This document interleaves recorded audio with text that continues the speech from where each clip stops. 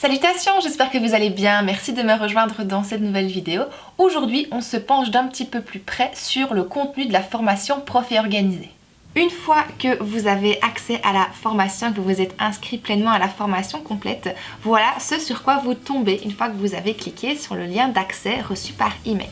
Alors, vous avez d'abord des petits conseils dans la présentation du cours, des petits conseils que je vous donne pour profiter au mieux de la formation. Et dans la barre latérale de gauche, vous avez plusieurs informations. C'est là que tout va se passer par rapport aux différents modules. Alors, moi là, ici, j'ai reprendre, mais quand vous commencez la formation, vous avez commencé. Et donc, vous voyez que dans la partie latérale de gauche, vous avez accès à tous les modules ici. Vous voyez dans le premier module, on travaille ensemble le fait d'identifier vos besoins d'organisation. Alors c'est dans le premier chapitre, trouvez ce qui vous convient.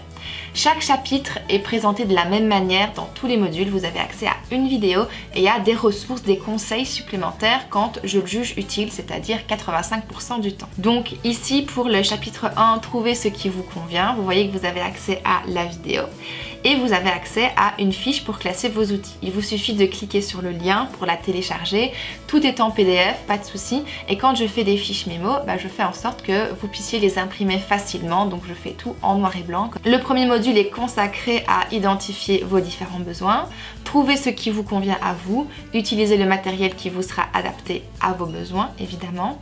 Et puis ne pas perdre de vue votre objectif. Je vous explique tout ça dans la formation.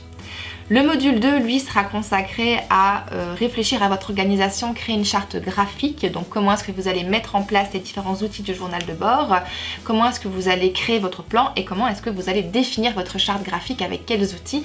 Ça, je vous donne toutes les informations dans le module 2. Le module 3, lui, est consacré à toutes les pages graphiques du journal de bord. Je vous apprends à utiliser Photofiltre et Canva. Et c'est dans le module 3 que j'ai choisi de vous proposer les premiers bonus. Donc j'ai créé une vidéo de 40 minutes qui vous explique comment créer les pages que je vous ai présentées sur mon compte Instagram au mois de mai. Je vous avais offert 3 packs d'illustrations de police gratuites libres de droit et je vous propose de comprendre et de voir comment j'ai créé les différentes pages pas à pas. Le premier bonus est donc déjà accessible, d'autres viendront par la suite.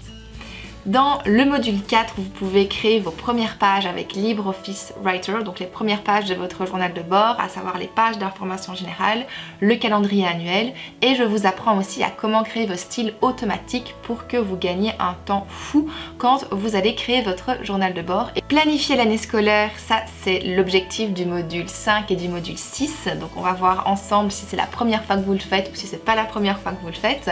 Donc j'ai créé des petites astuces et des petits conseils pour différents cas de figure.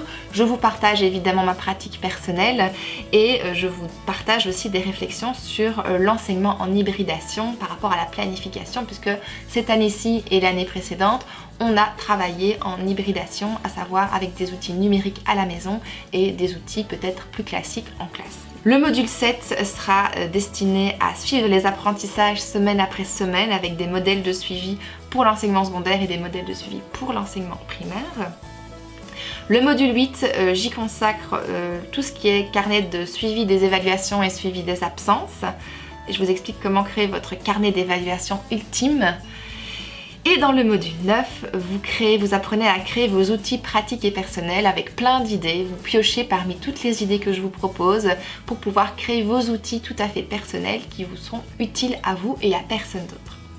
Voilà, j'ai fait le tour de ce qu'il y avait globalement dans les grandes lignes dans la formation. J'espère que ça vous donne envie d'y participer. Moi, ça me donne très envie de repartager avec vous sur tout ce que je vous propose dans cette formation. Alors je vous donne rendez-vous là-bas.